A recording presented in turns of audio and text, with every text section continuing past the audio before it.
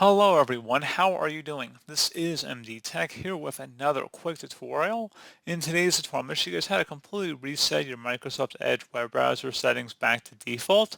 So if you want to reset your home page, search engine, and other settings you may have modified or changed over a set period of time that you've been using Microsoft Edge, well, in today's tutorial, I'm going to show you guys how to hopefully resolve that or go about resetting your Microsoft Edge settings.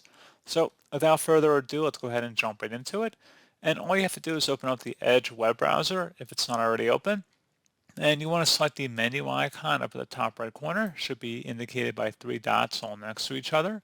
Go ahead and left click on that and then go down and select Settings. On the left side, you want to select Reset Settings. And then underneath Reset Settings, restore settings to their default values. Go ahead and left click on that. So this will reset your startup page, new tab page, search engine, and pin tabs. It will also turn off all extensions and clear temporary data like cookies. Your favorites, history, and saved passwords will not be cleared. Go ahead and select Reset. And then you should close out of here and then relaunch your browser. And now if you want to clear those other items, you can go ahead and select the menu icon up at the top right, go down and select Settings, and search Settings, type in Clear, and on the right side it should say Clear Browsing Data.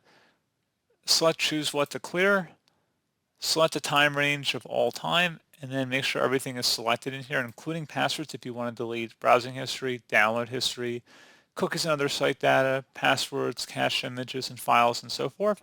And then once you're done with that, if you want to just check mark all of them here, if you just want to completely clear all of this out, select Clear Now.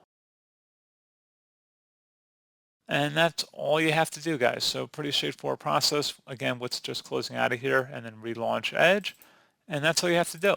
So as always, thank you guys for watching this brief tutorial. Do hope I was able to help you out, and I do look forward to catching you all in the next tutorial.